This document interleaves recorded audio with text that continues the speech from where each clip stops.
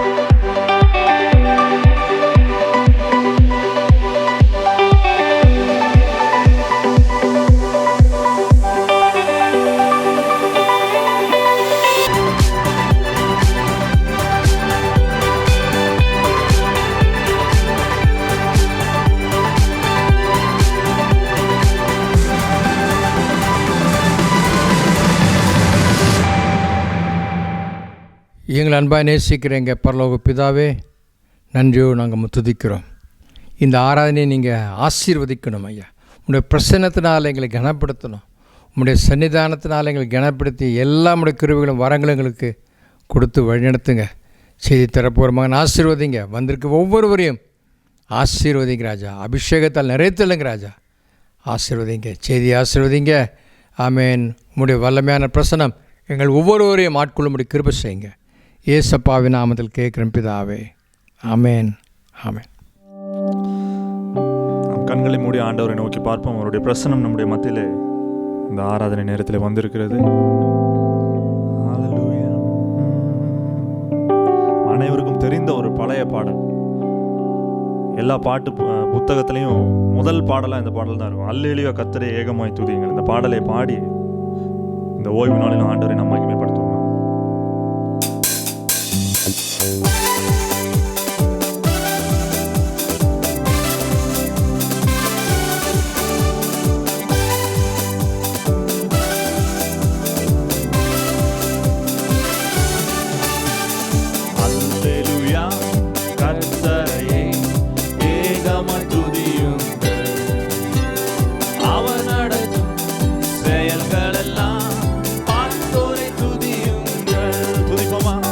வல்லமையா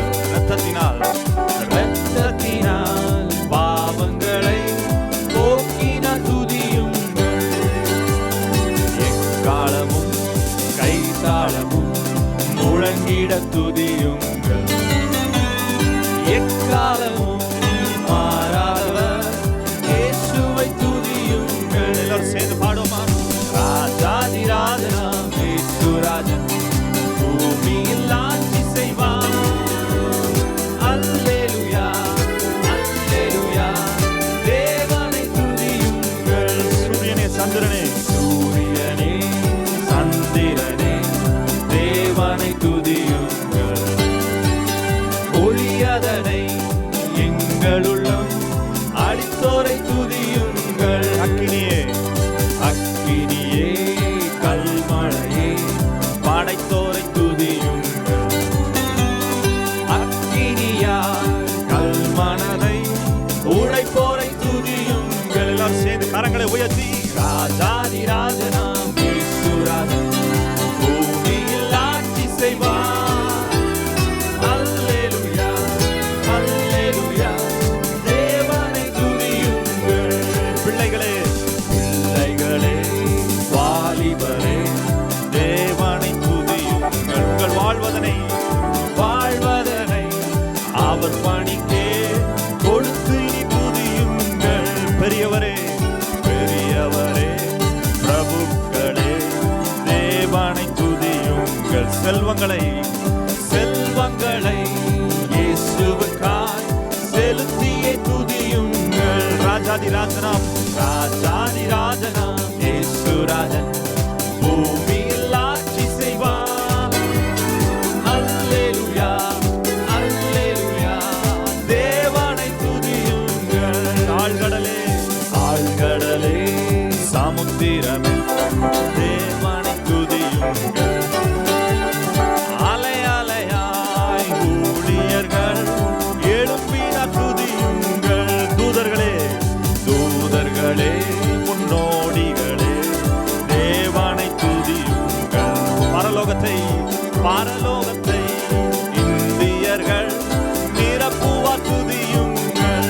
கரங்களை உயர்த்தி ராஜாதி ராஜனாம் இயேசுராஜன் பூமியில் ஆட்சி செய்வார். அல்லேலூயா அல்லேலூயா தேவனை துதியுங்கள். மீண்டுமாக ராஜாதி ராஜனாம் இயேசுராஜன் பூமியில் ஆட்சி செய்வார்.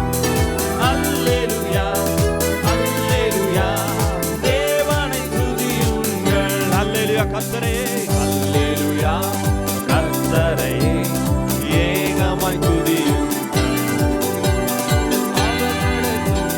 செயல்களெல்லாம் பார்த்தோரே துதியுங்கள். நல்ல கையை தட்டி அவரை துதிப்போமா. ஹalleluya. அவருடைய செயல்கள் அதிசயமும் ஆச்சரியமுமானவைகள். ஹalleluya. வல்லமையா கிரியை செய்யும் வல்லோரை துதியுங்கள். அவரை துதிங்க, வாயை திறந்து துதிங்க. ஹalleluya. அவருடைய ஆட்சி பூமியிலே நடைபெறவிருக்கிறது. சீக்கிரத்திலே 1000 வருட அரசாட்சி நடைபெற இருக்கிறது. ஆண்டவருடைய 1000 வருட அரசாட்சி. தேவன் பூமி எங்கிலும் அரசாடுவார். தவிப்பும் சஞ்சலமும் நம்மை விட்டு ஓடிப்போம். ஹalleluya. உமக்கு நன்றி இயேசுவே. ஹalleluya. அவருக்கே மகிமை செலுத்தும். எந்த சூழ்நிலை ஆனாலும் அவருக்கே மகிமை. அப்போ சொன்னாங்க, பவுல் சொல்லுகிறார், வாழ்ந்திருக்கும் எனக்கு தெரியும், தாழ்ந்திருக்கும் எனக்கு தெரியும். ஆனா எல்லா சூழ்நிலையிலும் ஆனா ரம்யமாய் இருக்க நான் கற்றுக்கொண்டேன். கிறிஸ்துவின் அன்பை யார் என்னை விட்டு பிரிக்க முடியாது என்று சொல்லுகிறார். அதே மனநிலையோடு கூட ஆண்டவரை துதிப்போமா. எந்த சூழ்நிலையிலும் எப்பேற்பட்ட நேரத்திலும் மன ரம்யமாய் இருக்க நான் கற்றுக்கொண்டேன். ஆனா கிறிஸ்துவின் அன்பை விட்டு என்னை பிரிப்பவன் யார்? அவருக்கு மகிமையை செலுத்துங்க. ஹalleluya. உமக்கே மகிமையால். இன்னொரு பாடலை கரங்களை தட்டி உற்சாகமாக பாடுவோம்.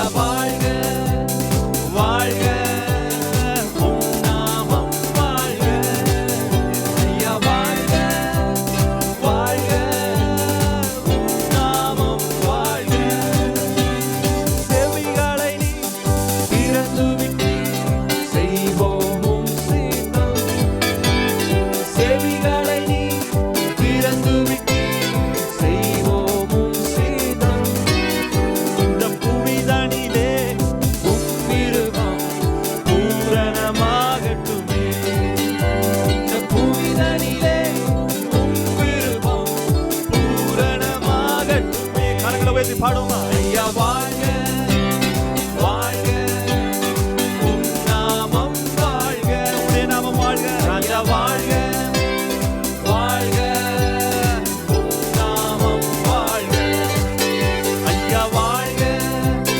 வாழ்க உம் நாமம் வாழ்க ஐயா வாழ்க வாழ்க வாழ்க வாழ்க உம் நாமம் வாழ்க எளிமையான எங்களை நினைப்பவரே எளிமையான எங்களை என்றும் நினைப்பவரே நீங்க நினைவுற தெய்வம் ஆண்டவரே எளிமையான எங்களையே என்றும் நினைப்பவரே எங்கள் ஒளிமயமே எங்கள் ஒளிமயமே துணையாளரே உள்ளத்தின் ஆறுதலே எங்கள் ஒளிமயமே துணையாளரே உள்ளத்தின் ஆறுதலே ஐயா வாழ்க கரங்களை உயர்த்தி ஆராதிப்போமா வாழ்க உம் நாமம் வாழ்க ஐயா வாழ்க வாழ்க வாழ்க வாழ்க உம் நாமம் வாழ்க தேடுகிற அனைவருமே தேடுகிற அனைவருமே மகிழ்ந்து களி கூறட்டும் தேடுகிற அனைவருமே மகிழ்ந்து களி கூறட்டும் இன்று பாடுகிற யாவருமே பரிசுத்தமாகட்டுமே இங்கு பாடுகிற யாவருமே பரிசுத்தமாகட்டுமே கரங்களை உயர்த்தி பாடுமா ஐயா வாழ்க வாழ்க உம் நாமம் வாழ்க ஐயா வாழ்க வாழ்க வாழ்க வாழ்க உம் நாமம் வாழ்க குறை நீக்கும் வல்லவரே கோடி ஸ்தோத்திரமே குறை நீக்கும் வல்லவரே கோடி ஸ்தோத்திரமே பாவக்கரை போக்கும் கர்த்தாவே கல்வாரி நாயகனே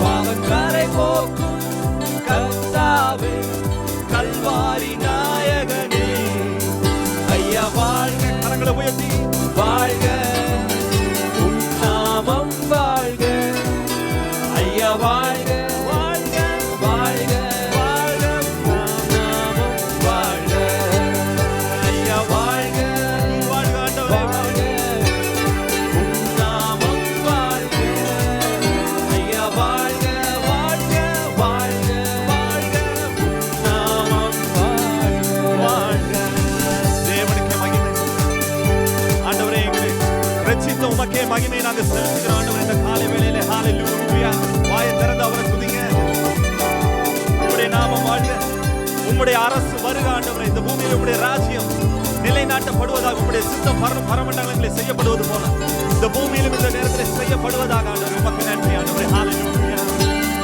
என் பலவீன நேரங்களில் கிருபை தந்தீரையா என் பலவீன நேரங்களில் கிருபை தந்தீரையா இயேசு ராஜா என் பலனாய் எதற்கும் பயமில்லையே இயேசு ராஜா என் பலனாய் எதற்கும் பயமில்லையே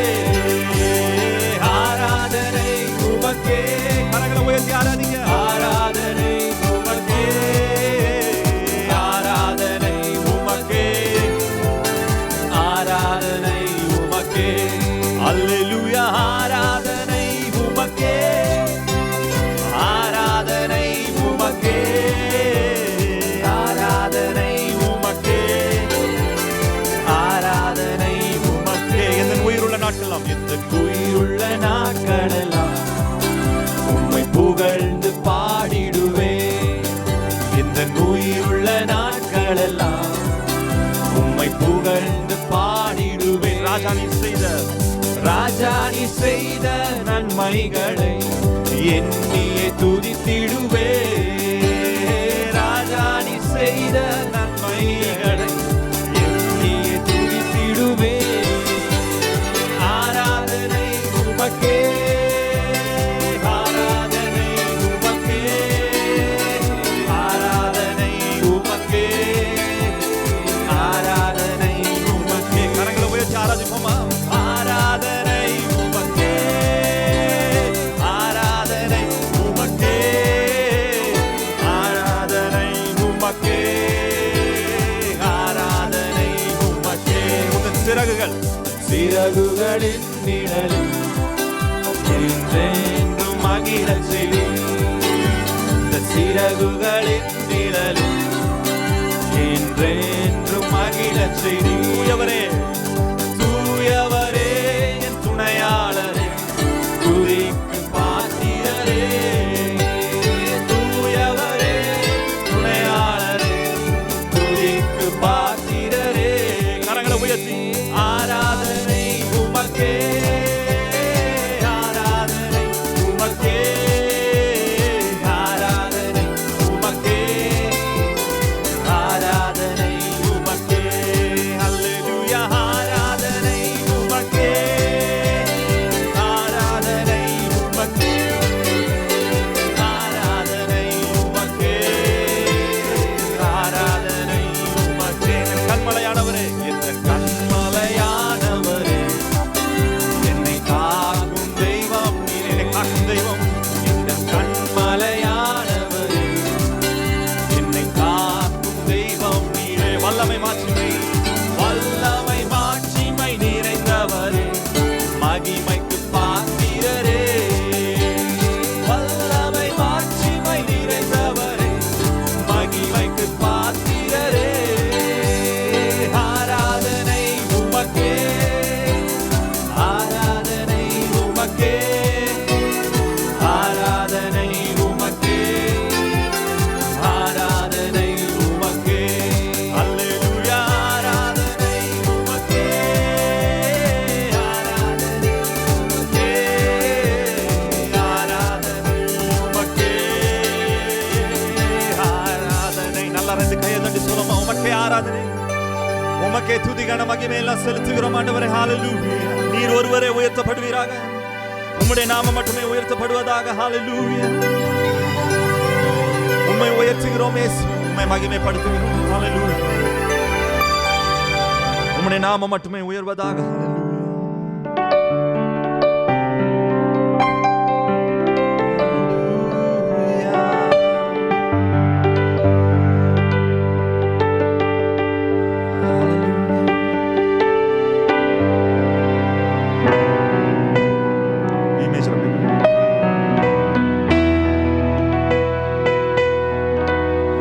தேவனின் மகிமை நம்மை எல்லாம் பரிசுத்த ஸ்தலத்தில் மூடுதே. தேவனின் மகிமை நம்மை எல்லாம் பரிசுத்த ஸ்தலத்தில் மூடுதே. ஓ தேவ பிரசன்னமே இறங்கியே வந்திடுதே. தேவ பிரசன்னமே இறங்கியே வந்திடுதே. அவருடைய பிரசன்னத்தை உணர்வோம். உம்முடைய பிரசன்னத்திற்காக நன்றி இயேசுவே.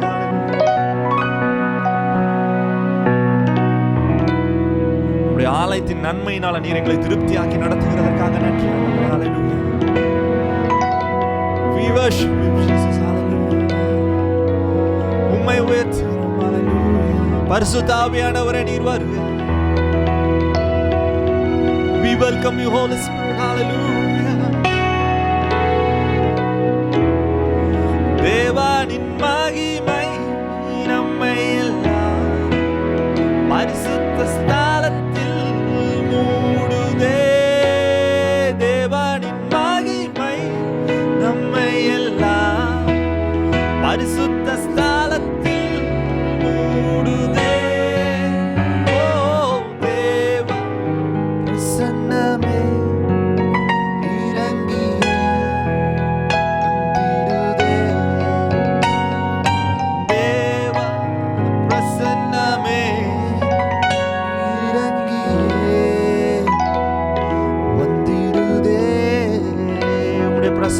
பிரசனத்திற்காக நன்றி ஆண்டவரே. தேவனின் நல்ல தூதர்கள் நம்மை சுற்றிலும் இங்கு நிற்கிறார். தேவனின் நல்ல தூதர்கள் நம்மை சுற்றிலும் இங்கு நிற்கிறார். தேவனின் மகிமை நம்மை எல்லாம் பரிசுத்த ஸ்தலத்தில் மூடுதே. தேவனின் மகிமை நம்மை எல்லாம் பரிசுத்த ஸ்தலத்தில் மூடுதே. ஓ தேவ பிரசன்னமே இறங்கியே வந்திடுதே. தேவ பிரசன்னமே இறங்கியே வந்திடுதே. ஹல்லேலூயா. தேவனின் மகிமை நம்மை எல்லாம் பரிசுத்த ஸ்தலத்தில் மூடுதே. தேவனின் மகிமை நம்மை எல்லாம் உம்முடைய பிரசன்னத்திற்காக நன்றி. பரிசுத்த ஸ்தலத்தில் மூடுதே. ஓ தேவ பிரசன்னமே இறங்கியே. ஹல்லேலூயா.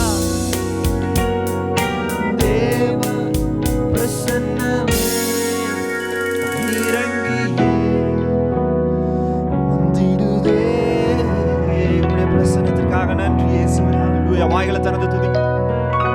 மரித்தவர்களும் மௌனமாய் இருக்கிறவர்களும் கர்த்தரை துதியார்கள். நாமும் இது முதற்கொண்டு நம்முடைய தேவாதி தேவனை என்றென்றைக்கும் துதிக்கிறோம், ஸ்தோத்தரிக்கிறோம் என்று தாவீது சொல்லுகிறார். வாயை திறந்து ஹல்லேலூயா. உமக்கு நன்றி ஆண்டவரே. சூழ்நிலைகளை மாற்றுகிற தேவன் என்னோடு கூட இருக்கிறதற்காக நன்றி. ஹல்லேலூயா. உமக்கு நன்றி இயேசுவே. சுகம் தருகிற தேவன் என்னோடு இருக்கிறதற்காக நன்றி. நீர் சுகத்தை தருகிறதற்காக நன்றி ஆண்டவரே. ஹல்லேலூயா. உமக்கு நன்றி இயேசுவே. ஹல்லேலூயா. We praise you Jesus. Hallelujah. அவருடைய சமூகத்திலே ஆனந்தமும் அவருடைய வலது பாரிசத்திலே நித்திய பேரின்பமும் நமக்கு உண்டு. அவருடைய சமூகத்திலே நித்திய பேரின்பத்தினால நீர் எங்கள் ஒவ்வொருவரையும் இந்த ஆராதனை வேளையிலே நிரப்புகிறதற்காக நன்றி இயேசுவே. ஹல்லேலூயா.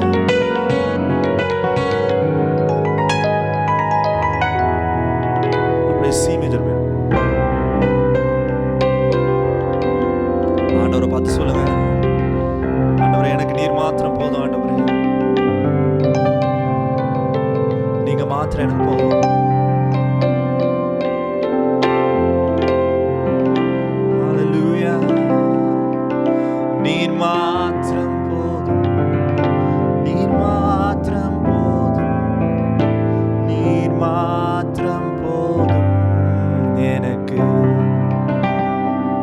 நீர் மாத்திரம் போதும். நீர் மாத்திரம் போதும். நீர் மாத்திரம் போதும் எனக்கு. ஹல்லேலூயா. இயேசுவே நீர் என் ஆத்மநேசர்.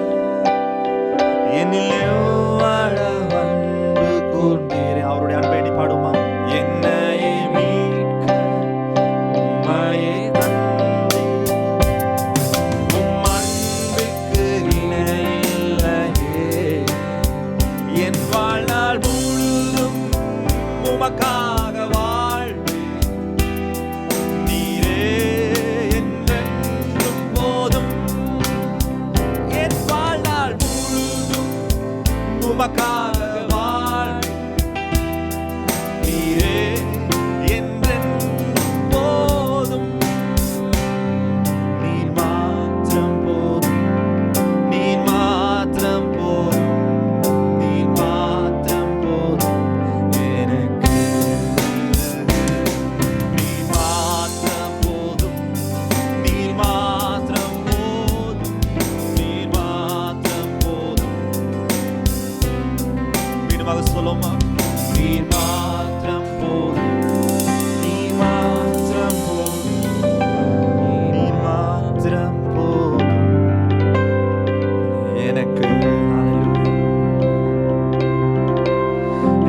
பாதுகாக்கிற தேவன் நீங்க தான் ஆண்டவரே.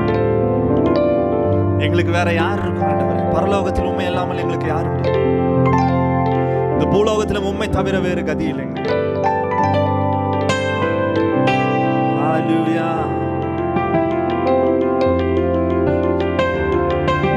உமக்கு நன்றி இயேசுவே. நீர் எவ்வளவு நல்லவர்.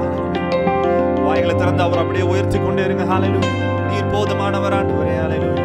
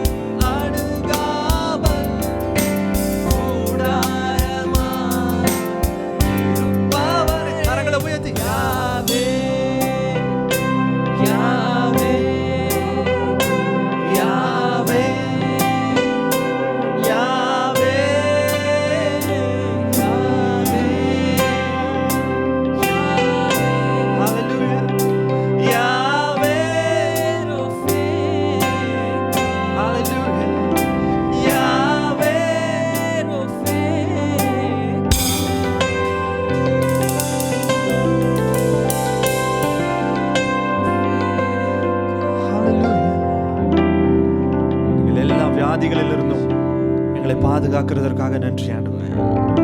நிரந்தர சுகத்தை நீர் தருகிறதற்காக நன்றி. கல்வாரியிலே ஆண்டவரே நீர் எங்களுக்காக சம்பாதிச்சு வச்சுட்டீங்க ஆண்டவரே நிரந்தர சுகத்தை.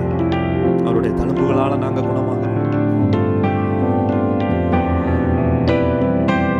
ஒரு வரியை மட்டும் நாம மீண்டுமாக பாடி முழுமையாக ஆண்டவருக்கு அர்ப்பணித்து நம்ம பாட போகிறோம். ஆண்டவருக்கு பிரியமில்லாத காரியம் இருந்து இந்த ஆராதனை நேரத்தில் ஒப்பு கொடுத்து விட்டுருங்க. ஹalleluya.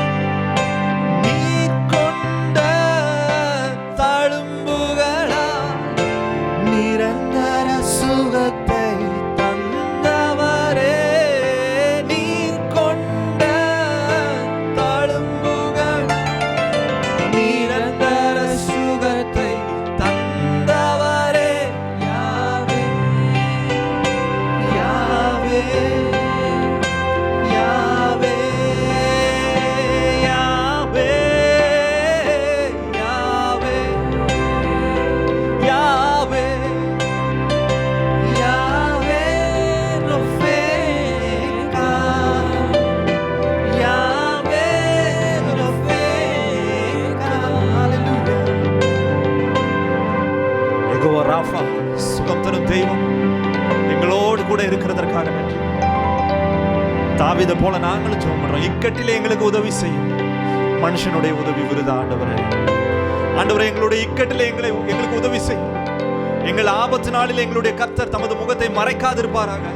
எங்களை நோக்கி பாருங்க ஆண்டவரே, எங்களை கண் நோக்கி பாருங்க. உங்களுடைய பார்வை விழுந்தாலே போதும், எங்களுடைய வாழ்க்கையில ஒரு மாற்றம் வந்துடும், ஒரு ஆசீர்வாதம் வந்துடும். ஹல்லேலூயா. யாவே யாவே யாவே யாவே யாவே.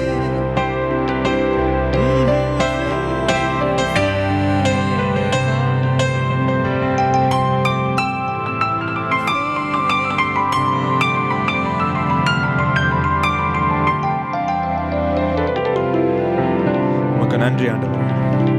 சமூகத்தின் ஆசீர்வாதத்தினாலும் நன்மையினாலும் நீர் எங்களை திருப்தியாக்கி நடத்துகிறதற்காக நன்றி. எங்கள் போக்கிலும் வரத்திலும் பகலிலும் வெயிலாகிலும் இரவிலும் நிலவாகிலும் எங்களை சேதப்படுத்துவதில்லை. ஏன்னா எங்களுக்கு ஒத்தாசை வரும் பர்வதம் மேல இருந்து இருக்கு. வானத்தையும் பூமியும் படைத்த கர்த்தரிடத்திலிருந்து எங்களுக்கு ஒத்தாசை வரும். அவருடைய பாதுகாப்பு எங்களுக்கு இருக்கு. பாதுகாத்து நடத்துகிறதுக்காக நன்றி. இந்த காலத்தில் தாழ்த்து தருகிறோம். இயேசுவின் நாமத்தில் ஜெபிக்கிறோம் எங்கள் ஜீவனுள்ள நல்ல பிதாவே. கர்த்தருடைய நாமம் மகிமைப்படுவதாக. இன்றைக்கு நம்ம வாசிக்க விட வேண்டிய சங்கீதம் 86வது சங்கீதம். கர்த்தாவே, உமது செவியை சாய்த்து என் விண்ணப்பத்தை கேட்டருளும். நான் சிறுமையும் எளிமையுமானவன், என் ஆத்துமாவை காத்தருளும். நான் பக்தியுள்ளவன், என் தேவனை உம்மை நம்பியிருக்கிற உமது அடியோனை நீ ரட்சியும். ஆண்டவரை, எனக்கு இரங்கும். நாடோறும் உம்மை நோக்கி கூப்பிடுகிறேன். உமது அடியனுடைய ஆத்துமாவை மகிழ்ச்சியாக்கும். ஆண்டவரே, உம்மிடத்தில் என் ஆத்துமாவை உயர்த்துகிறேன். ஆண்டவரே, நீர் நல்லவரும் மன்னிக்கிறவரும், உம்மை நோக்கி கூப்பிடுகிற யாவர் மேலும் கிருபை மிகுந்தவருமாய் இருக்கிறீர். கர்த்தாவே, என் ஜெபத்துக்கு செவி கொடுத்து என் விண்ணப்பங்களின் சத்தத்தை கவனியும். நான் துயரப்படுகிற நாளிலே உம்மை நோக்கி கூப்பிடுவேன். நீர் என்னை கேட்டருளுவீர். ஆண்டவரே, தேவர்களுக்குள்ளே உமக்கு நிகரும் இல்லை, உம்முடைய கிரியைகளுக்கு ஒப்பும் இல்லை. ஆண்டவரே, நீர் உண்டாக்கின எல்லா ஜாதிகளும் வந்து உமக்கு முன்பாக பணிந்து உமது நாமத்தை மகிமைப்படுத்துவார்கள். தேவரீர் மகத்துவம் உள்ளவரும் அதிசயங்களை செய்கிறவருமாய் இருக்கிறீர். நீர் ஒருவரே தேவன். கர்த்தாவே, உமது வழியை எனக்கு போதியும். நான் உமது சத்தத்திலே நடப்பேன். நான் உமது நாமத்திற்கு பயந்திருக்கும்படி என் இருதயத்தை ஒருமுகப்படுத்தும். என் தேவனாகிய ஆண்டவரே, உம்மை என் முழு இருதயத்தோடும் துதித்து உமது நாமத்தை என்றென்றைக்கும் மகிமைப்படுத்துவேன். நீர் எனக்கு பாராட்டின உமது கிருபை பெரியது. என் ஆத்துமாவை தாழ்ந்த பாதாளத்திற்கு தப்புவித்தீர். தேவனே, அகங்காரிகள் எனக்கு விரோதமாய் எழும்புகிறார்கள். கொடுமைக்காரராகிய கூட்டத்தார் என் பிராணனை வாங்க தேடுகிறார்கள். உம்மை தங்களுக்கு முன்பாக நிறுத்தி நோக்காதிருக்கிறார்கள்.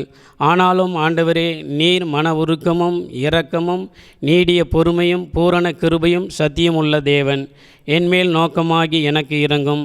உமது வல்லமையை உமது அடியானுக்கு அருளி உமது அடியானின் குமாரனை ரட்சியும்.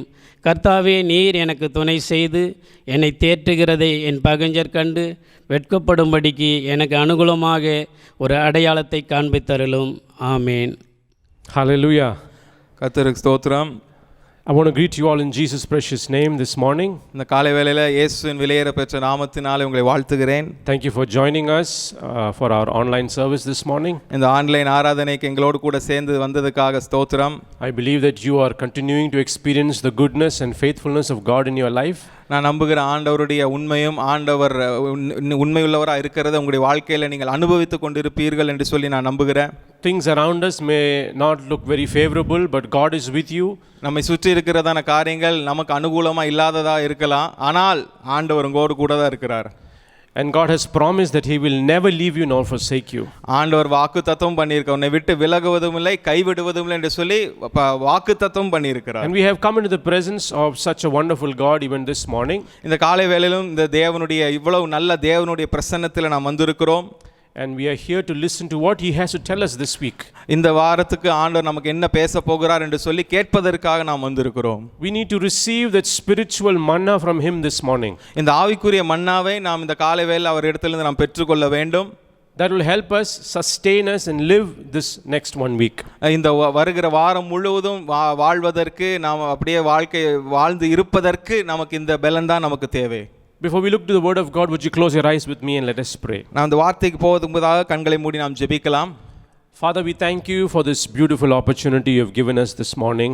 பிதாவே, நீர் ஏற்படுத்தி கொடுத்திருக்கிற இந்த நல்ல வாய்ப்புக்காக நன்றி செலுத்துகிறேன். Thank you, Lord, that we are continuing to be protected by you. ஆண்டவரே, தொடர்ந்து நீர் எங்களை காத்துக்கொண்டு வந்து கொண்டிருக்கிறதுக்காக நன்றி செலுத்துகிறோம். People around us, things around us may not look favorable, but Lord, you are with us and we thank you for that. ஆண்டவரே, எங்களை சுற்றி இருக்கிற காரியங்கள் அனுகூலமா இல்லாமல் இருக்கலாம், ஆனாலும் நீர் எங்களோடு கூட இருக்கிறீர், அதற்காக ஸ்தோத்திரம். And as we sit before the word of God, open the eyes of our understanding this morning. ஆண்டவரே, இந்த வார்த்தையை கேட்க நாங்கள் அமர்ந்திருக்கும்போது எங்கள் மனக்கண்களை திறந்தருள வேண்டுமா நான் ஜெபிக்கிறேன். Let there be new revelations this morning, Lord. புதிய வெளிப்பாடுகள் இந்த காலை வேளையில கடந்து வரட்டும் என்று சொல்லி ஜெபிக்கிறேன். Those who need a healing, let them experience the healing this morning, I pray, Lord. சுகத்தை தேவையானவர்கள் சுகத்தை பெற்றுக்கொள்ளட்டும் என்று சொல்லி இந்த நேரத்தில் நான் ஜெபிக்கிறேன். I pray that, Lord, above all, your name would be glorified. எல்லாத்துக்கும் மேலாக உம்முடைய நாமம் மகிமைப்படட்டும் என்று சொல்லி நான் ஜெபிக்கிறேன். In Jesus' precious name. இயேசுவின் வெளியேற பெற்ற நாமத்தில் ஜெபிக்கிறேன். Amen. Amen. Amen. Turn your Bibles with me to the book of Jeremiah, chapter 30 and verse 17, which is going to be our key verse this morning. எரேமியா 30வது அதிகாரம் 17வது வசனத்துக்கு திருப்பிக் கொள்வோம். இது இந்த நாளில் நாம் இதிலிருந்து தான் எல்லா காரியங்களும் நாம் பார்க்க போகிறோம். The prophet Jeremiah says like this. எரேமியா தீர்க்கதரிசி இப்படி சொல்லுகிறார். But I will restore you to health and heal your wounds, declares the Lord, because you are called an outcast, Zion for whom no one cares.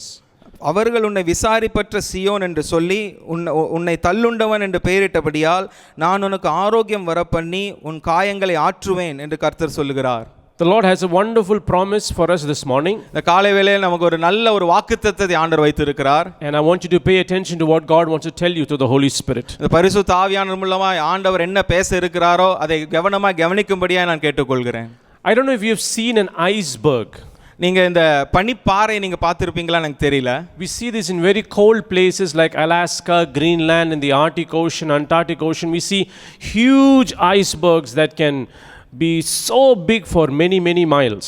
Alaska, Greenland, Arctic Ocean, Antarctic ஓஷன்லாம் இருக்கு இல்லையா, அங்கே இந்த மாதிரி பெரிய பெரிய பனிப்பாறைகள் இருக்கும். அது ரொம்ப பெரிய கிலோமீட்டர் கணக்கில் இருக்கக்கூடிய பனிப்பாறைகள் உண்டு. The thing about these icebergs is you see only 10 or 20% of the ice above water. இந்த பனிப்பாறைகள் குறித்து என்ன அப்படின்னா, தண்ணிக்கு மேலே பார்க்கக்கூடிய அந்த பனிப்பாறை, அந்த பனிப்பாறைனுடைய அளவில் 10-20% தான் அந்த தண்ணியிலிருந்து வெளியே தெரியும். The rest 80 to 90% is under the dark icy waters. மீதி 80-90% எங்க இருக்கும் அப்படின்னா அந்த இருளான அந்த தண்ணீர் கீழே, குளிரான தண்ணீர் கீழே அந்த 80-90% இருக்கும். And I want to use this iceberg as a metaphor for our life to explain what God wants to speak to us this morning. இந்த பனிப்பாறையை ஒரு உருவமா வைத்து நம்முடைய வாழ்க்கையோடு ஒப்பிட்டு நான் இந்த காலையில பேச விரும்புகிறேன்.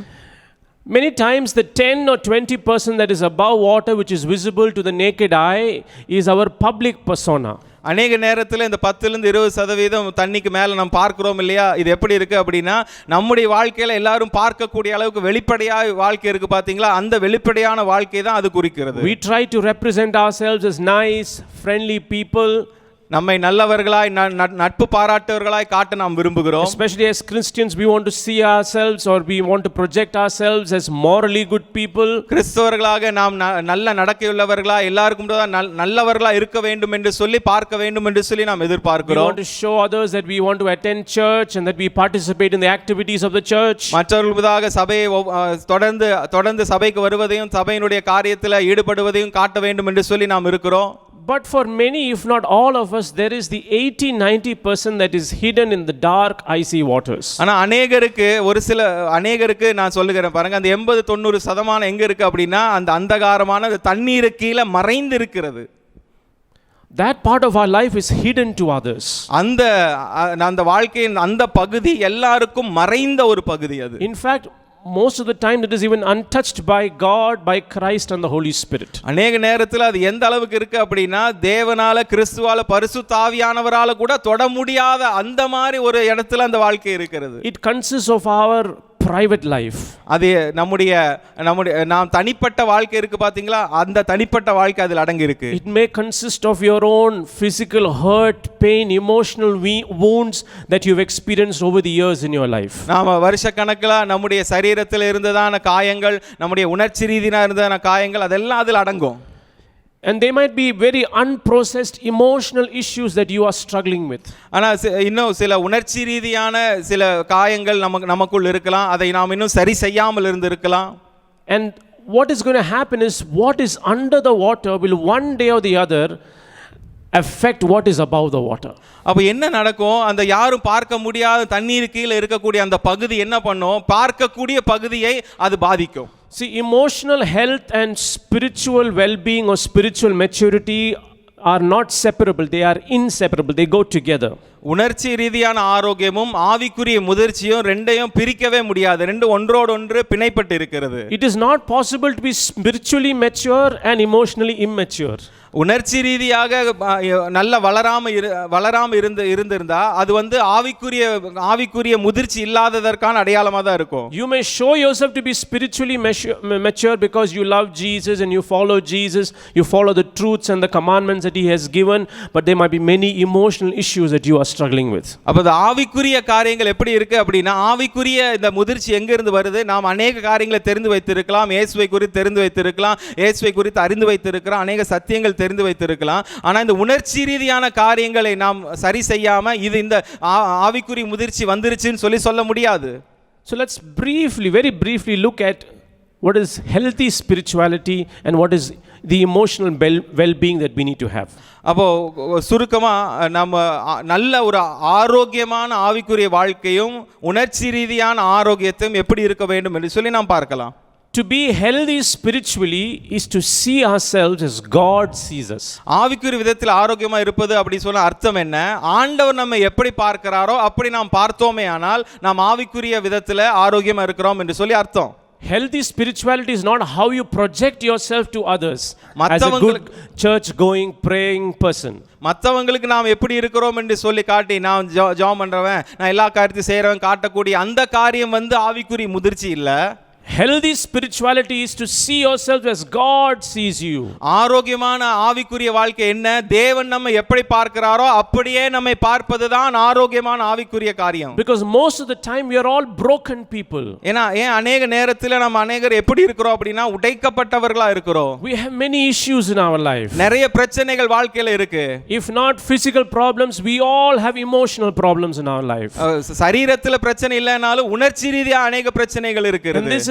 This has probably happened because of our upbringing or because of our society or our culture or issues in the family or education or losses that we experience in our life. இதெல்லாம் ஏன் வருது, நாம் எப்படி வளர்க்கப்பட்டோம், நம்முடைய குடும்பம் எப்பேற்பட்டது, நாம் எப்படி இருக்கிறோம், நம்முடைய கலாச்சாரம் இதை சார்ந்து தான் இந்த காரியங்கள்லாம் இருக்குது. And many times when we try to counsel people, there is a concept called self esteem that we use. அநேக நேரத்துல ஜனங்களுக்கு புத்தி சொல்லும்போது இந்த சுய மதிப்புன்னு சொல்றோம் இல்லையா, அந்த சுய மதிப்பை குறித்து நாம் சொல்லி கொடுக்கிறோம்.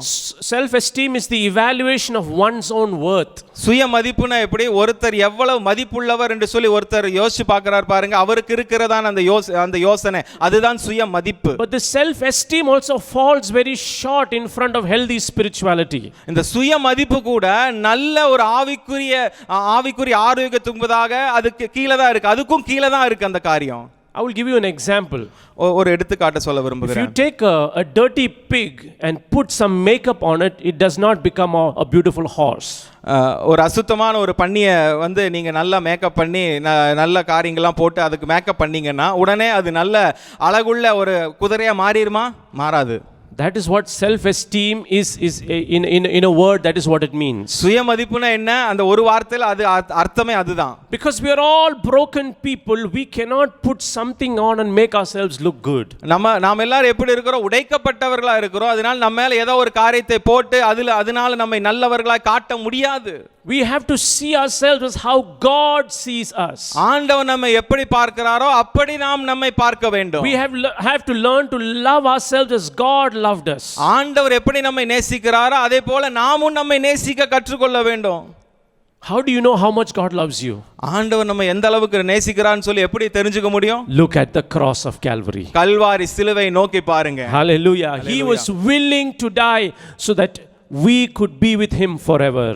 நாம் அவரோடு கூட என்றென்றுமா இருப்பதற்காக நமக்காக உயிரை கொடுப்பதற்கு அவர் முன் வந்தார். And so when we are transformed, our mind is transformed by the love of God. அப்ப நம்முடைய மனது தேவனுடைய அன்பாலே மறுரூபமாக்கப்படும் போது we begin to love ourselves and we will begin to love others around us. நம்மை நாமே நேசிக்க ஆரம்பிக்கிறோம், நம்மை சுற்றியுள்ளவர்களையும் நேசிக்க ஆரம்பிக்கிறோம். That is emotional health. அதுக்கு பேர் தான் உணர்ச்சி ரீதியான ஆரோக்கியம். So when you are emotionally well and you are spiritually healthy, you will have a good Christian life. அப்ப உணர்ச்சி ரீதியா ஆரோக்கியமா இருக்கிறோம், ஆவிக்குரிய விதத்தில் ஆரோக்கியமா இருக்கிறோம். இந்த மாதிரி இருக்கும்போது ஒரு நல்ல கிறிஸ்தவ வாழ்வு நமக்கு இருக்கிறது. Both of these are inseparable, emotional health as well as spiritual health. உணர்ச்சி ரீதியான ஆரோக்கியமும் ஆவிக்குரிய ஆரோக்கியமும் ரெண்டையும் பிரிக்கவே முடியாது. So I want to ask you a question this morning. இந்த காலை வேளை ஒரு கேள்வி நான் கேட்க விரும்புகிறேன். How do you look at yourself this morning? உங்களை நீங்க எப்படி பார்க்கிறீங்க? நீங்க சொல்லுங்க. The 80-90% that is under the dark icy waters, that is untouched by Christ and even hidden to others, how is that health of yours? அந்த 80-90% தண்ணி கீழ இருக்கு பாருங்க, அந்த இடத்தை இன்னும் ஆவியானவர் ஆண்டவர் ஆவியானவர் தொடாத அந்த இடத்துல அந்த மாதிரி பகுதி உங்களிடத்தில் எப்படி இருக்கிறது? There might be many emotional hurts and pains in your life. உங்க வாழ்க்கையில अनेक உணர்ச்சி ரீதியான காயங்கள் இருக்கலாம் உங்களுக்கு. Something that somebody did against you, hurt you, their words, their actions. உங்களுக்கு விரோதமா ஏதாவது செஞ்சிருக்கலாம், உங்களுக்கு விரோதமா பேசி இருக்கலாம், சில காரியங்களை செய்து இருக்கலாம். Someday the other these things will affect your walk with God. ஒரு நாள் இல்ல இன்னொரு நாள் இந்த காரியங்கள் நாம் தேவனோடு கூட நடக்கக்கூடிய இந்த நடக்கையை அது பாதிக்கும். And then we become broken people. அதுக்கு அப்புறம் நாம் உடைக்கப்பட்டவர்களாய் மாறி விடுகிறோம். Our emotional well-being will become spoiled. நம்முடைய உணர்ச்சி ரீதியான ஆரோக்கியம் கெட்டு போய் விடுகிறது. And our health spiritually is not good again. நம்முடைய ஆவிக்குரிய ஆரோக்கியமும் அப்படியே கெட்டு போய் விடுகிறது. So what do we do? அப்ப நாம் என்ன பண்ண முடியும்? Many times it's difficult to have faith in God at that time. अनेक நேரத்தில் அந்த மாதிரி சூழ்நிலையில ஆண்டவர் மேல விசுவாசம் வைக்கிறது கஷ்டமாய் போய் விடுகிறது. Deep wounds that is inside of us, emotional wounds, are difficult to heal. நமக்குள்ள இருக்கிற ஆழமான உணர்ச்சி ரீதியான காயங்களை குணப்படுத்துவது மிக கடினமான காரியம். And many times we doubt that a healing can ever take place in our life. अनेक நேரத்தில் அப்பேற்பட்ட சுகம் உண்டாகுமா நம்முடைய வாழ்க்கையில நடக்குமா என்று சொல்லி நாம் சந்தேகப்படவே ஆரம்பித்து விடுகிறோம். And people think that their situation, their wounds, their emotional pain are all final, no healing is possible. அப்ப ஜனங்க நினைக்கிறாங்க அவங்களுடைய வலி, அவங்க ஆழமான இந்த காயங்கள் எல்லாம் இப்படி தான் இருக்குங்க, இதுக்கு மேல ஒண்ணுமே செய்ய முடியாது அப்படினு சொல்லி நினைச்சிட்டு இருக்காங்க. But let me assure you this morning, ஆனா ஒரு காரியத்தை உங்களுக்கு நான் சொல்ல விரும்புறேன் காலை வேளையில. Healing, deliverance and restoration is possible in your emotional and spiritual life. உங்களுடைய ஆவிக்குரிய வாழ்க்கையிலும் சரி, உணர்ச்சி ரீதியான வாழ்க்கையிலும் சரி, சுகம், ஆரோக்கியம் அந்த இடங்களிலே வருவதற்கு சாத்தியங்கள் உண்டு என்று சொல்லுகிறார். Hallelujah. Hallelujah. Isaiah chapter 55 verse 8 and 9 says, "My thoughts are not your thoughts, neither are your ways my ways. As the heavens are higher than the earth, so are my ways higher than your ways, and my thoughts than your thoughts." ஏசாயா 55 அதிகாரம் 8வது வசனம் 9வது வசனம் இப்படி சொல்லுகிறது, என் நினைவுகள் உங்கள் நினைவுகள் அல்ல, உங்கள் வழிகள் என் வழிகளும் அல்ல என்று கர்த்தர் சொல்லுகிறார். பூமியை பார்க்கிலும் வானங்கள் எப்படி உயர்ந்திருக்கிறதோ அப்படியே உங்கள் வழிகளை பார்க்கிலும் என் வழிகளும், உங்கள் நினைவுகளை பார்க்கிலும் என் நினைவுகளும் உயர்ந்திருக்கிறது. Hallelujah. Hallelujah. God can do the impossible in your life. முடியாத காரியத்தை உங்கள் வாழ்க்கையில் ஆண்டவரால் செய்ய முடியும். Healing, deliverance, restoration of your emotional well-being is possible. உங்க உணர்ச்சி ரீதியான வாழ்க்கையிலே ஆரோக்கியம், சுகம், விடுதலை வர கிடைக்க முடியும். I'm speaking about emotional well-being because, as you know, during this lockdown, people have been going through mental illnesses.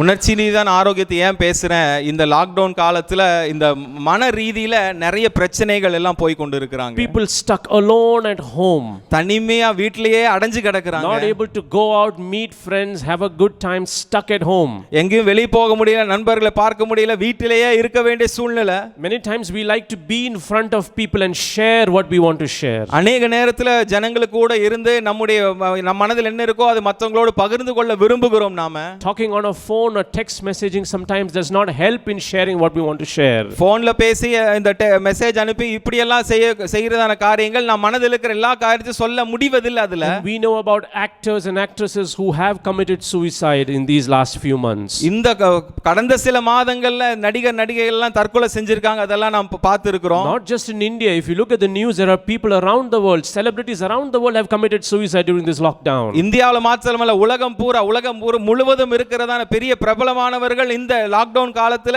தற்கொலை செய்திருக்கிறாங்க. And if you are going through that emotional problem in your life, இப்போ இந்த மாதிரி உணர்ச்சி ரீதியான பிரச்சனை உங்கள் வாழ்க்கையில் நீங்க போய் கொண்டு இருப்பீர்களே ஆனால், I want to assure by the power of the Holy Spirit that restoration, healing and deliverance is possible for you. பரிசுத்த ஆவியானுடைய வல்லமையினால் உங்களுக்கு சொல்லுகிறேன், இதிலிருந்து சுகம் கிடைக்க முடியும், விடுதலை கிடைக்க முடியும், திரும்ப பழைய நிலைக்கு வர முடியும். Hallelujah. Hallelujah.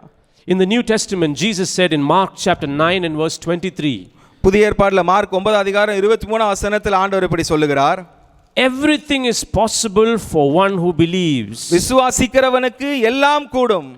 In fact, if you read the account of the ministry of Jesus Christ, this was told by Jesus to many people in different ways.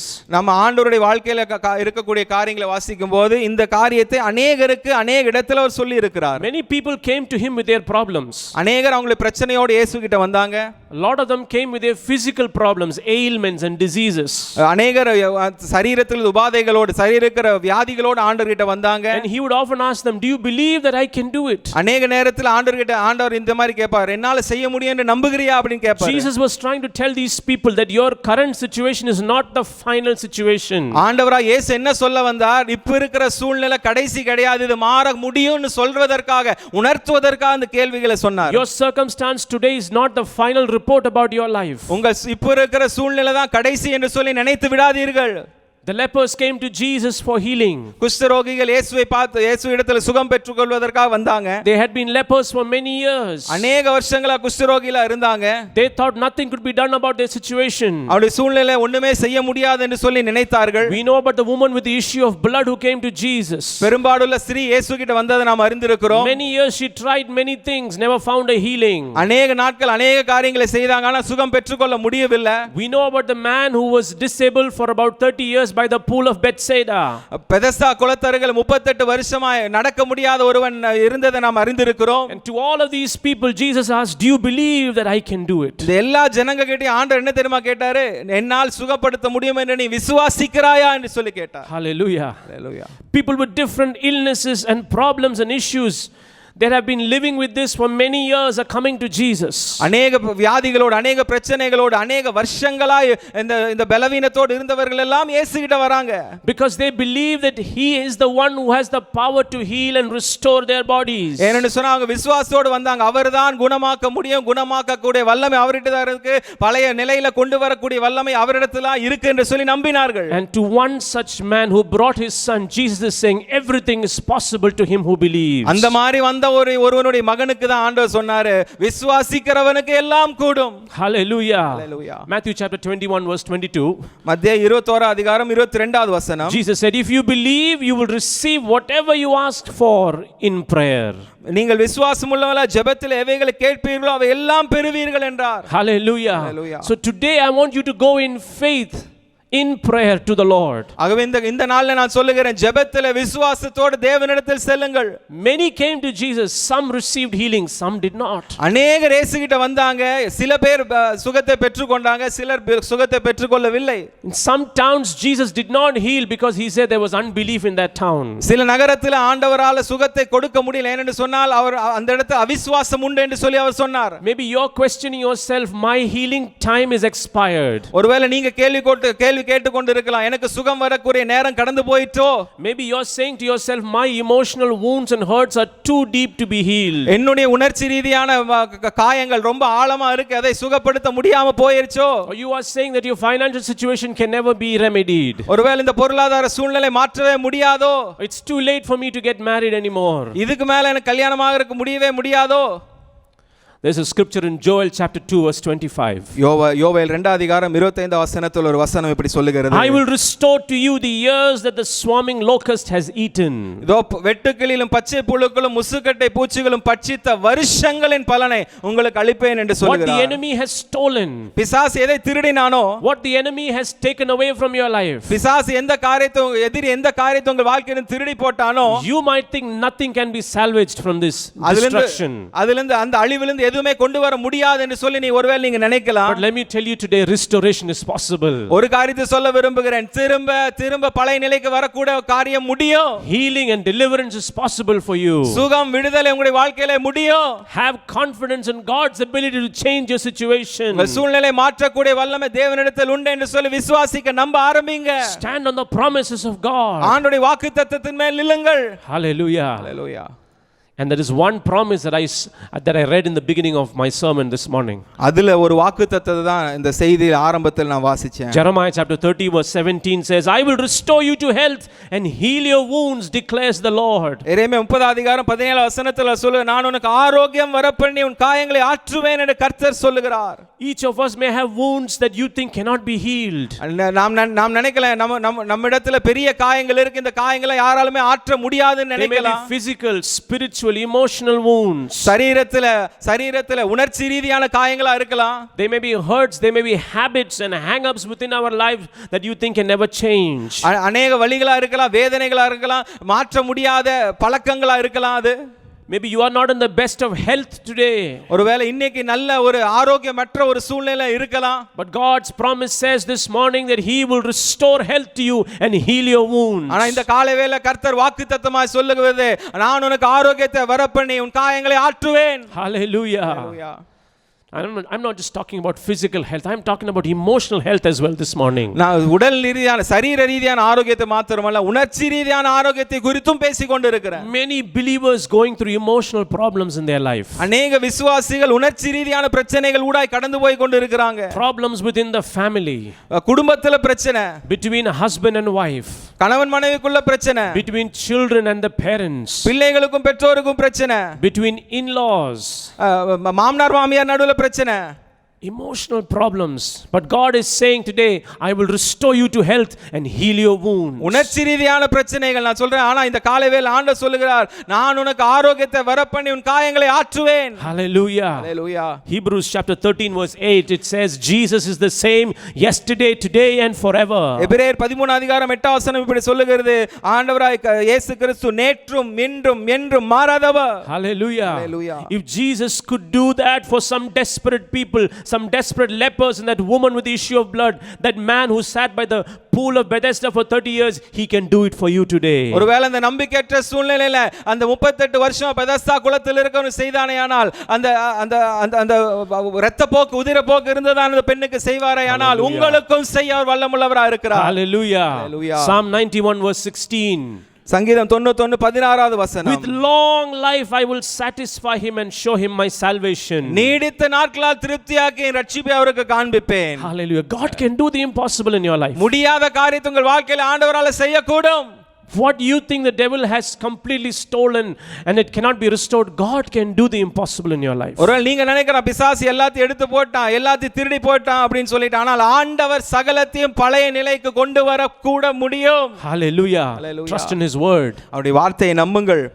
Let's go back to Jeremiah chapter 30 this morning. எரேமியா 30க்கு திரும்புவோம் மறுபடியுமாக. We're going to read a couple of scriptures from 12 to 17 to make us understand what is really happening from this particular scripture in Jeremiah. 12 ல இருந்து 17 வரை என்ன நடக்குதுன்னு சொல்லி ஒரு சில வசனங்கள் நாம் வாசிக்கலாம். Basically we are sitting in the doctor's consulting room. நாம் இந்த சூழ்நிலை எப்படி இருக்குன்னா, ஒரு டாக்டருடைய ரூம்ல உட்கார்ந்து கொண்டிருக்கிறோம். And he is about to give his diagnosis of our problem. Doctor எல்லாத்தையும் செக் பண்ணிட்டு என்ன பிரச்சனை இருக்குன்னு சொல்ல போறாரு. You know what the Lord tells to Jeremiah? எரேமியா தீர்க்கதரிசிக்கு ஆண்டவர் என்ன தெரியுமா சொல்லுகிறார்? If you read verses 12 and 13, 12 13 வசனத்தை நாம் வாசிக்கும்போது, he says your wound is incurable. அதுல சொல்லு, உன் புண் ஆறாததாயும், your injury beyond healing, உன் காயம் கொடிதாயும் இருக்கிறது. there is no one to plead your cause. உனக்காக ஏற்படுவார் இல்லை. no remedy for your sore nor healing for you. உன் காயங்களை கட்டும்படி உனக்காக ஏற்படுவார் இல்லை, உன்னை சுத்தப்படுத்தும்படி ஔஷதங்களும் இல்லை. So who is God talking about to the prophet? அப்ப யாரை யாரை குறித்து இந்த தீர்க்கதரிசிக்கு ஆண்டவர் We have பேசுகிறார்? to understand the historical context before we take out any promise from the Bible. இந்த சரித்திர பின்னணியை நாம் புரிந்து கொண்டுதான் இந்த இதில் இருக்கக்கூடிய வாக்குத்தத்தங்களை நாம் எடுத்துக்கொள்ள முடியும். So the context is that God's people, Israel and Judah, are now in exile. அப்ப என்ன பின்னணி இது?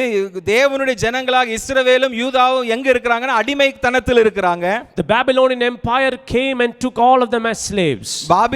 பாபிலோனிய ராஜ்யம் வந்து அவங்க எல்லாரையும் அடிமைகளா கொண்டு போய் விட்டது. They are far away from their homes, they are far away from their land, from their fields and from God's temple. அவங்களுடைய வீட்டிலிருந்து, அவங்களுடைய தேவாலயத்திலிருந்து, அவங்க வயல் நிலையிலிருந்து வெகு தூரத்தில் அவங்க இருக்கிறாங்க. They are fatally wounded. மிகவும் கொடிதாய் காயப்பட்டு இருக்கிறாங்க. Because everything that they thought was theirs, their promised land, everything that God had taken away from them. அவங்க இருக்கிற எல்லாத்தையும் வாக்குத்தத்தமான தேசத்தை எல்லாத்தையும் அவர்கள் இழந்து போனார்கள். Their home was gone, their temple was gone, the covenant that God had with them is broken, everything is in ruins. அப்ப வீடு போயிட்டு, தேவாலயம் போயிட்டு, தேவனோடு இருக்குதான உடன்படிக்கை போயிட்டு. Basically the land of Israel was gone. God's chosen people were finished. இஸ்ரவேல் என்கிறதான தேசமே முடிந்து போயிற்று. அவரால் தெரிந்து கொண்ட ஜனங்கள் இப்ப யாருமே இல்லாத சூழ்நிலை வந்துருச்சு. And in the midst of all this, the people are crying out to God. இதன் மத்தியில தான் இந்த ஜனங்கள் தேவனுக்கு நேராக கூக்குரல் இடுகிறார்கள். But you know what God tells them? ஆண்டவர் அவங்களை பார்த்து என்ன தெரியுமா சொல்றாரு? Verse 15. 15வது வசனத்துல God says, don't bother. go on. Why do you cry out over your wound? உன் நொறுங்குதினால் வேதனையின் மிகுதியால் நீ கூக்குரல் இடுவானேன். Your pain has no cure. உன்னுடைய பிரச்சனைக்கு தீர்வே இல்ல, ஔஷதமே இல்ல. God is saying it's pointless to cry out to me. நீ என்னை நோக்கி கூப்பிடுறதுக்கு எந்த முகாந்தரமே இல்ல. There is no cure. அது குணப்படுத்தவே முடியாது. Nobody is going to help you. உனக்கு உதவி செய்கிறதுக்கு யாருமே இல்ல. In the earlier times, Israel had judges, they had prophets, they had kings who would go and plead for them. முந்தைய காலத்துல இஸ்ரவேல் ஜனங்களுக்காக ராஜாக்கள் இருந்தாங்க, தீர்க்கதரிசி இருந்தாங்க, நியாயாதிபதிகள் இருந்தாங்க. But in verse 13 God says there is no one to plead your cause. ஆனா 13வது வசனத்துல சொல்றாங்க உங்கள் சார்பாக இப்ப பேசுவதற்கு யாருமே இல்ல. Because the nation of Israel, the nation of Judah had ignored the prophets, the judges and the kings. என்னாச்சு? இஸ்ரவேல் ஜனங்கள், யூதா ஜனங்கள் எல்லாம் இந்த ராஜாக்கள், இந்த தீர்க்கதரிசிகள் எல்லாம் மறந்து போய் விட்டார்கள். In fact, in verse 14, 14வது வசனத்துல God says all your allies have forgotten you, they care nothing for you. அது 14வது வசனத்தில் இப்படி சொல்லுகிறார், உன் காயங்களை கட்டும்படி உனக்காக ஏற்படுவாரில்லை. தமிழ்ல 13, உன்னை சொஸ்தப்படுத்தும்படி ஔஷதங்களும் இல்லை. It says all your allies have forgotten you, they care nothing for you. I think it's verse 14. Let's go down verse 14. உன் நேசர் யாவரும் உன்னை மறந்தார்கள், அவர்கள் உன்னை தேடார்கள். திரளான உன் அக்கிரம நிமித்தமும் உன் பாவங்கள் பலத்து போனது நிமித்தமும் சத்துரு வெட்டும் வண்ணமாகவும் கொடியவன் தண்டிக்கிற வண்ணமாகவும் நான் உன்னை தண்டித்தேன். So Israel had prostituted itself to other gods and other nations. அப்ப இஸ்ரவேல் தன்னை மத்த மதத்துக்கு, மத்த ஜாதியிடத்துக்கு தங்களை கெடுத்து போட்டார்கள். They had made other gods their gods. மத்த தேவர்களை தங்கள் தேவனர்களாக அவர் ஏற்றுக்கொண்டார்கள். But none of these allies, none of these lovers were now coming for them anymore. இப்ப அவங்களுக்கு இருக்கிற நேசர்கள், அவங்களுக்காக இருந்ததான ஜனங்கள் யாருமே இப்ப இல்ல. The chosen people of God had become God's enemies. தேவனுடைய தெரிந்து கொண்ட ஜனங்கள் தேவனுக்கு சத்துருக்களாய் மாறிவிட்டார்கள். They had cut themselves off from the only hope that they had in their life. தங்கள் வாழ்க்கையில் இருக்கிற ஒரே ஒரு நம்பிக்கை இருந்து தங்களை வெட்டிண்டு போட்டார்கள். Now there is no one to help, their situation is hopeless. இப்ப உதவி செய்ய யாருமே இல்ல, சூழ்நிலையில நம்பிக்கை இல்லாமல் போய் விட்டது. That is why God says your wound is incurable. அதனால தான் ஆண்டவர் சொல்றார், உன்னுடைய காயத்தை ஆற்றவே முடியாது. Your injury is beyond healing. உன்னுடைய காயங்களை ஆற்றவே முடியாது. There is no use crying over your wound because there is no balm to heal you. உன் காயங்களுக்காக நீ கண்ணீர் விட்டு பிரயோஜனமே இல்லை. ஏனென்று சொன்னால் காயங்களை குணமாக்கும்படி ஔஷதங்கள் இல்லை. Do you feel the force of what God is telling to the prophet Jeremiah? எரேமியா தீர்க்கதரிசி இடத்துல எப்பேற்பட்ட வல்லமையோடு ஆண்டவர் பேசுகிறாருங்கறத உங்களால உணர முடியுதா? It is not, God is saying it is not a matter whether the patient will die, it's a matter of when this patient will die. ஆண்டவர் சொல்கிறாரு இந்த நோயாளி செத்து போவாராங்கிற கேள்வி இல்ல, எப்ப செத்து போவாருங்கிறது தான் கேள்வி அப்படிங்கிறாரு. And the surest sign that God himself has dealt this fatal blow we read in verse 14. ஆண்டவர் தான் இந்த இவ்வளவு பெரிய அடியை அடித்தார் என்று சொல்வதற்கு 14வது வசனத்துல நாம் இப்படி வாசிக்கிறோம். He says I have struck you as an enemy wouldn't punish you as would the cruel, because your guilt is so great and your sins are so many. உன் பாவங்கள் பலத்து போனது நிமித்தமும் சத்துரு வெட்டும் வண்ணமாகவும் கொடியவன் தண்டிக்கிற வண்ணமாகவும் நான் உன்னை தண்டித்தேன். Verse 15 it says, because of your guilt and many sins I have done these things to you. 15வது வசனத்துல திரளான உன் அக்கிரமங்கள் நிமித்தமும் பலத்து போன உன் பாவங்கள் நிமித்தமும் இப்படி உனக்கு செய்தேன். So your wound is incurable because you have made God your enemy. அப்போ இந்த பிரச்சனை என்ன? இந்த காயங்கள் ஆற்றவே முடியாது. ஏனென்று சொன்னால் தேவனே ஆண்டவரை இவங்களுக்கு சத்துருவாய் மாற்றி விட்டார்கள். Your sins have brought this upon you. இந்த பாவங்கள் இதெல்லாம் உங்கள் மேலே வருவித்து கொண்டீர்கள்.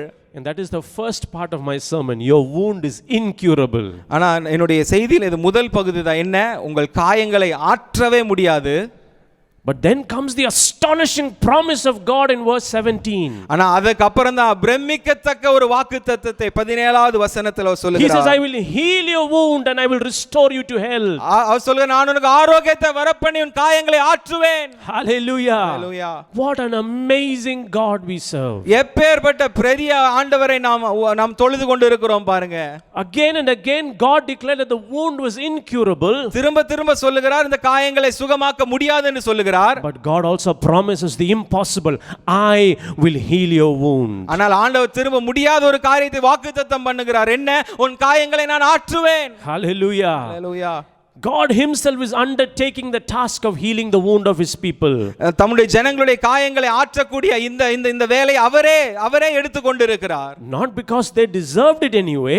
அவங்களுக்கு தகுதியா இருந்ததனால் அல்ல, but because of his love. அவர் அன்பா இருப்பதனால் இந்த காரியங்களை செய்தார். The reason is given in verse 17. 17வது வசனத்தில் அதற்கான காரணம் இருக்கு பாருங்க. Because you are called an outcast, Zion for whom no one cares. உன்னை விசாரிப்பற்ற சீயோன் என்று சொல்லி உன்னை தள்ளுண்டவன் என்று பெயரிட்டபடியால். People may call you an outcast. ஒருவேளை ஜனங்கள் உங்களை சொல்லலாம் தள்ளப்பட்டவன் என்று சொல்லலாம். There may be no one to care for you. உங்களுக்காக யோசிக்கிறவங்க பார்த்து கொள்கிற யாருமே இல்லாம இருக்கலாம். But there is a Lord Jesus Christ who loves you beyond your wildest dreams. ஆனா நீங்க கற்பனை கூட பண்ணி பார்க்காத அளவுக்கு நேசிப்பதற்கு ஒரு ஆண்டவர் உண்டு. அவர் ஆண்டவராகிய இயேசு கிறிஸ்து. Hallelujah. Hallelujah. And he acts on behalf of his people, to preserve his people, to protect his people, to silence the ones who are speaking against his people. அவருடைய ஜனங்களை பாதுகாக்க அவருக்கு விரோதமாக இருந்ததான வாய்களை எல்லாம் அடைப்பதற்காக அவரே காரியங்களை நடப்பிக்கிறார். Hallelujah. Hallelujah. God is promising the impossible. He will cure the incurable. முடியாத ஒரு காரியத்தை ஆண்டவர் வாக்குத்தத்தம் பண்ணுகிறார். என்ன? உன் காயங்களை எல்லாம் மாற்றுவேன். He is basically saying his people will not die, they will live. அவர் என்ன சொல்லுகிறார்? என் ஜனங்கள் மரிக்க மாட்டார்கள், வாழ்ந்திருப்பார்கள் என்று சொல்லுகிறார். Verse 16 it says, all who devour you will be devoured. All your enemies will go into exile. Those who plunder you will be plundered. All who make spoil of you I will despoil. 16வது வசனத்தில் சொல்லுகிறார், உன்னை பட்சிக்கிறவர்கள் யாவரும் பட்சிக்கப்படுவார்கள், சத்துருக்கள் எல்லாம் சிறைப்பட்டு போவார்கள், உன்னை சூறையாடுகிறவர்கள் சூறையாடப்படுவார்கள், உன்னை கொள்ளையிடுகிற அனைவரையும் கொள்ளைக்கு ஒப்பு கொடுப்பேன். Hallelujah. Hallelujah. What wonderful promises of God. எப்பேர்ப்பட்ட வாக்குத்தத்தங்கள் ஆண்டவர் கொடுத்தது. And so it is sometimes very tempting to lift these promises out and tell it to our life. ஒருவேளை இந்த வாக்குத்தத்தம் இந்த பின்னணியிலிருந்து எடுத்துட்டு நமக்காக சொல்லக்கூடிய ஒரு சூழ்நிலை வரலாம். But we have to know how I can apply this promise into my life. ஆனா இந்த வாக்குத்தத்தத்தை எப்படி நாம் பிரயோகப்படுத்திக் கொள்ள முடியும் என்று சொல்லி நாம் கற்றுக்கொள்ள வேண்டும். You might think the wound is talking only about the people of Israel. இந்த காயம் இஸ்ரவேல் ஜனங்களை குறித்து தான் பேசுகிறேன்னு சொல்லி ஒருவேளை நீங்க நினைக்கலாம். But you know that wound refers to a wound that we all have called the sin wound. அந்த காயங்கள் எதை காட்டுகிறது? நாம் எல்லாருக்கும் இருக்கிறதான காயங்கள் என்ன? பாவம் என்கிறதான காயம். Romans chapter 6 verse 23 says the wages of sin is death. ரோமர் 6 அதிகாரம் 23 வசனம் சொல்லுகிறது பாவத்தின் சம்பளம் மரணம். Romans chapter 5 verse 12 says death came to all men because all sinned. ரோமர் 5 அதிகாரம் 12 வசனம் சொல்லுகிறது மரணம் எல்லாருக்கும் வந்தது ஏனென்று சொன்னால் எல்லாரும் பாவம் செய்தபடினால. This goes back to the garden of Eden. Eden தோட்டத்துக்கு இந்த கதை போகுதுங்க. The first man and the first woman they sinned. முதல் மனுஷன் முதல் ஸ்திரீ அவர்கள் பாவம் செய்தார்கள். They had to face the consequence of that sin. அவர்கள் செய்ததான பாவத்தினுடைய விளைவுகளை அவர் பார்க்க வேண்டி இருந்தது. They lost their relationship with their creator God. தன்னை சிருஷ்டித்ததான தேவனோடு கூட இருந்ததான உறவிலிருந்து பிரிக்கப்பட்டார்கள். And they had a spiritual consequence. அதுக்கு ஆவிக்குரிய ஒரு விளைவு இருந்தது பாருங்க. God told Adam, you are dust, and to the dust you will return. ஆதாமை பார்த்து ஆண்டவர் சொன்னார், நீ மண்ணா இருக்கிறாய், மண்ணுக்கே திரும்புவாய். That was the consequence of that sin. அவன் செய்ததான பாவத்தினுடைய விளைவு அதுதாங்க. And so because of Adam, we all face the same consequence. ஆதாம் செய்த பாவத்தினால் நாம் எல்லோரும் அதே விளைவை நாமும் சந்திக்கிறோம். There is an incurable wound upon all of mankind. மனுஷ ராசி எல்லாருக்கும் ஒரு காரியம் இருக்கு, என்னன்னா ஆற்றவே படக்கூடாத ஒரு காயம் இருக்கிறது. We will all die.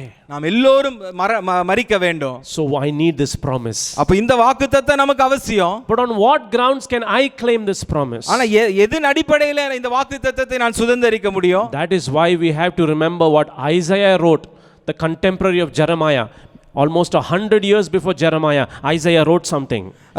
அதனால தான் ஏசாயா என்ன எழுதினான்னு சொல்லி, ஏசாயா 53ல என்ன எழுதினான்னு சொல்லி நாம் பார்க்க வேண்டும். பாருங்க, எரேமியாவுக்கு முன்னாடி இருந்தவர் இப்படி எழுதுகிறார். அவர் Isaiah chapter 53 and verse 5.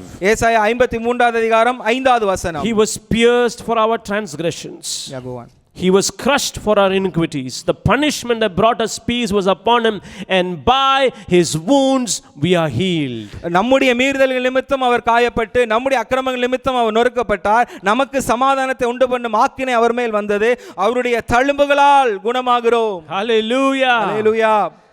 Isaiah prophesied of a man who was going to be wounded so that our wounds would be healed. ஒரு மனுஷன் நமக்காக காயப்படுத்தப்பட போகிறார். அந்த காயத்தினாலே நம்முடைய காயம் குணமாக்கப்பட போகிறது. அதை குறித்து ஏசாயா தீர்க்கதரிசனம் உரைக்கிறார். And those wounds refer to not just physical wounds but your emotional wounds as well. அந்த காயங்கள் சரீர ரீதியான காயங்கள் மாத்திரமல்ல, நமக்கு இருக்கிற உணர்ச்சி ரீதியான காயங்களும் கூட. In 1 Peter chapter 2 and verse 24, Peter speaks to the New Testament Christians.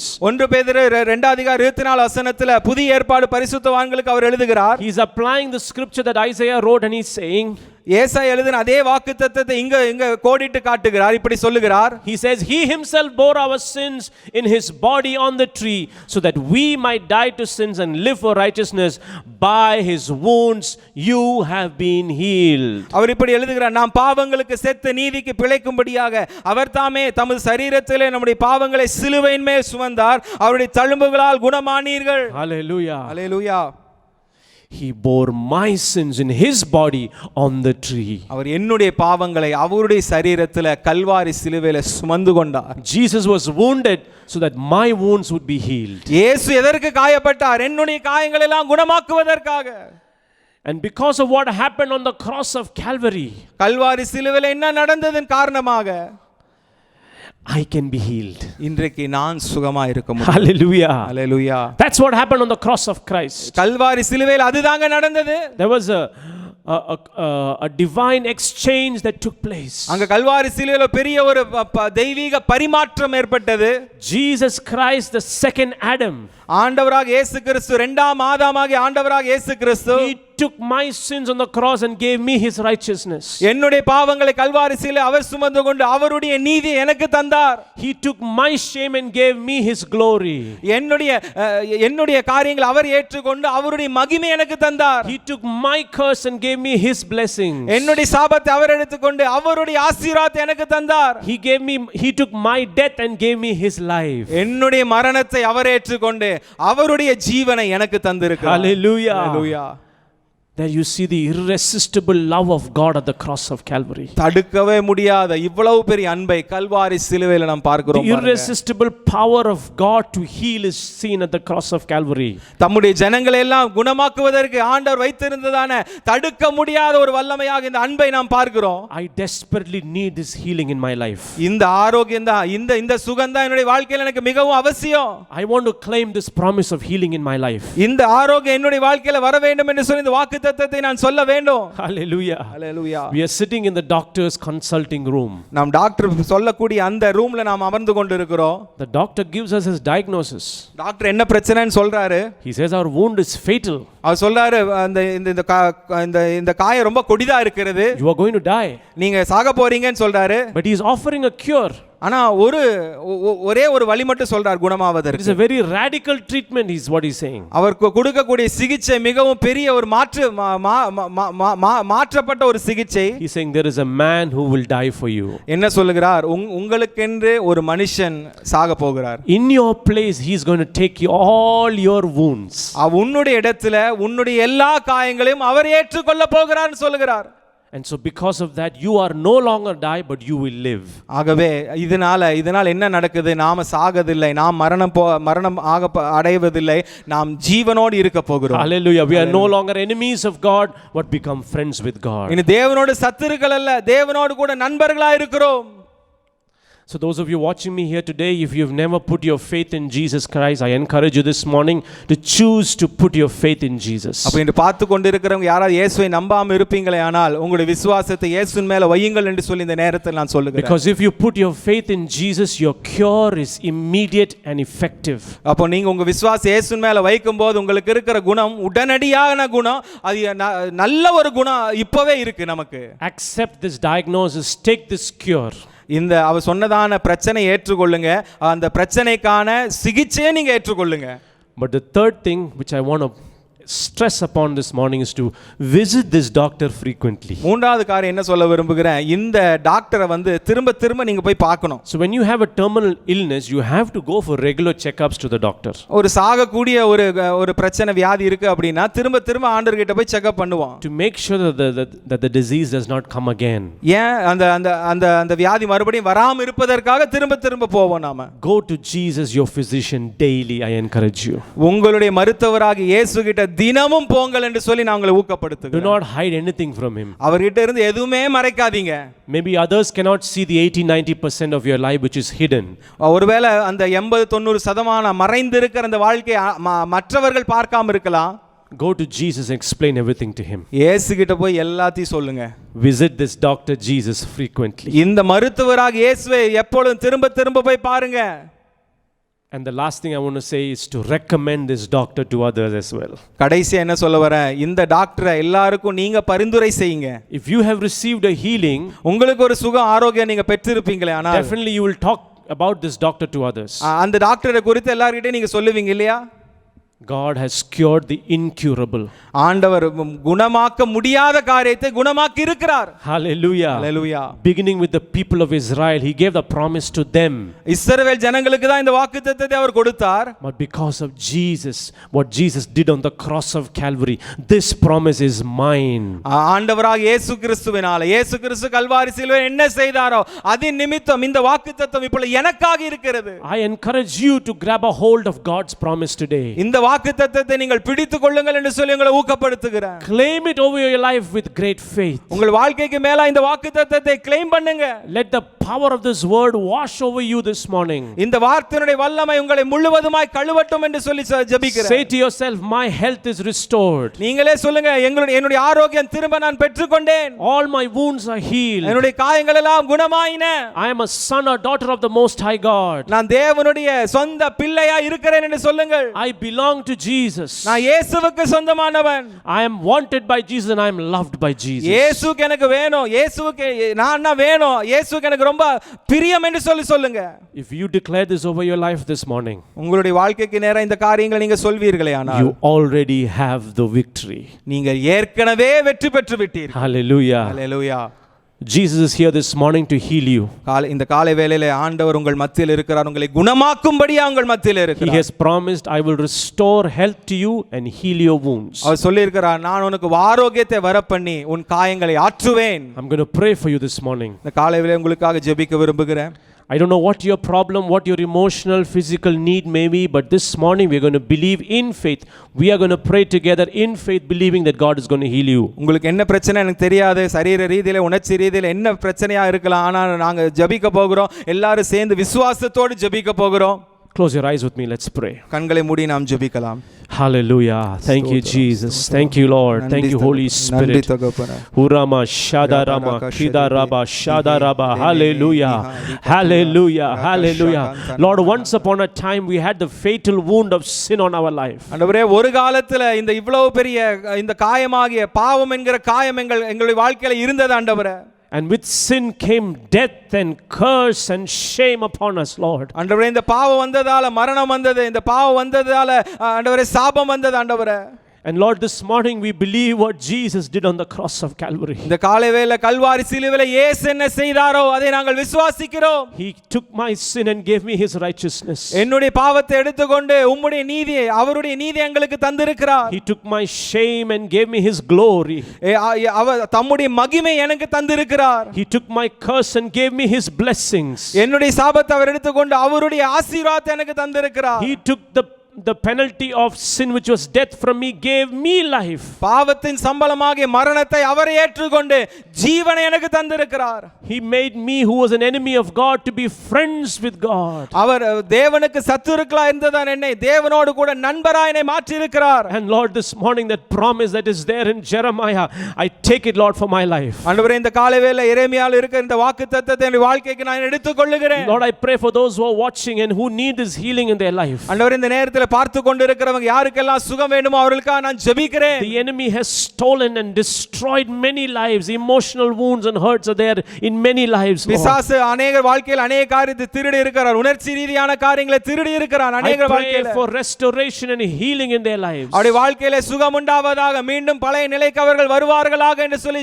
ஜெபிக்கிறேன். Even in the times of this pandemic and this lockdown, I pray for healing and restoration upon all the families in our church, Lord. ஆண்டவரே, தொற்றுக்கு மத்தியில இந்த lockdown மத்தியில ஆண்டவர் இருக்கிற எல்லா குடும்பத்துக்கும் பெரிய ஒரு பாதுகாப்பை ஆரோக்கியத்தை நான் பேசுகிறேன். Let there be a godly protection upon all our people, young and old alike. ஆண்டவரே, பெரியவர்களானால் சிறியவர்களானால் எல்லாருக்கும் ஒரு பெரிய ஒரு பாதுகாப்பு உண்டாவதாக. Protect us, Lord. ஆண்டவரே, நீரே எங்களை பாதுகாத்துக் கொள்ளுங்க. Lord, I pray for our town of Coimbatore. We pray for our state of Tamil Nadu. We pray for the country of India and all other nations that are going through this pandemic, Lord. ஆண்டவரே, இந்த கோயம்புத்தூர் நகரத்துக்காக ஜெபிக்கிற, தமிழ்நாட்டுக்காக ஜெபிக்கிற, இந்தியாவுக்காக ஜெபிக்கிற, இந்த தொற்று இருக்கிற எல்லா உலகத்தில் இருக்கிற எல்லா நாட்டுக்காக ஜெபிக்கிறேன். We pray for the healing virtue of Jesus to be revealed again. தேவனுடைய ஆரோக்கியப்படுத்துகிற சுகமாக்குகிற வல்லமை வெளிப்படுவதாக. Let these promises become true in many lives this morning, I pray, Lord. இந்த வாக்குத்தத்தங்கள் எல்லாருடைய வாழ்க்கையிலே உண்மையாக இருப்பதாக என்று சொல்லி ஜெபிக்கிறேன். Lord, we pray for a vaccine to be found out as soon as possible, Lord. ஆண்டவரே, இதற்கான ஒரு மருந்து சீக்கிரமாய் கண்டுபிடிப்பார்களாக என்று சொல்லி ஜெபிக்கிறோம். Continue to prepare us for your second coming, Lord Jesus. ஆண்டவரே, உம்முடைய வருகைக்கு, உம்முடைய இரண்டாம் வருகைக்கு நீர் எங்களை தொடர்ந்து ஆயத்தப்படுத்த வேண்டுமா ஜெபிக்கிறோம். Thank you, Father. நன்றி செலுத்துகிறோம் In பிதாவே. Jesus' precious name. இயேசுவின் விலையேறப்பெற்ற நாமத்தில் ஜெபிக்கிறேன். Amen. Amen, amen. God bless you all. கர்த்தர் உங்களை ஆசீர்வதிப்பாராக. அப்பா, நாங்கள் உம்மை துதிக்கிறோம். உம்முடைய வல்லமையான பிரசன்னத்தினால் எங்களை நிறைத்த தயவுக்காக ஸ்தோத்திரம். ஆமென். வந்திருக்க ஒவ்வொருவரையும் ஆசீர்வதிங்க ராஜா. திரும்பி போகும்போது கிருபை கூட இருக்கட்டும். எல்லாரையும் அபிஷேகத்தில் நிறைத்து ஆசீர்வாத வழி நடத்துங்க ராஜா. பலப்படுத்துங்க. எங்களை முற்றுமான பக்கத்தில் ஒப்பு கொடுக்குறோம். ஆசீர்வதிங்க. ஏசப்பாவின் நாமத்தில் அன்பாக கேட்குறேன் பிதாவே. ஆமேன், ஆமேன். என் ஆத்மாவே கர்த்தரை ஸ்தோத்ரி, என் முழு உள்ளமே கர்த்தராமத்தை ஸ்தோத்ரி, என் ஆத்மாவே கர்த்தரை ஸ்தோத்ரி, அவர் செய்த சகல உபகாரங்களையும் மறவாதே. ஆமேன், ஆமேன். நம்முடைய கர்த்தராகிய இயேசு கிறிஸ்துவின் கிருபையும் பிதாவாகிய தேவனுடைய அன்பும் பரிசுத்த ஆவியானவருடைய அன்யோன்ய ஐக்கியமும் நம் அனைவரோடும் கூட என்னென்றைக்கும் இருப்பதாக. ஆமேன், ஆமேன்.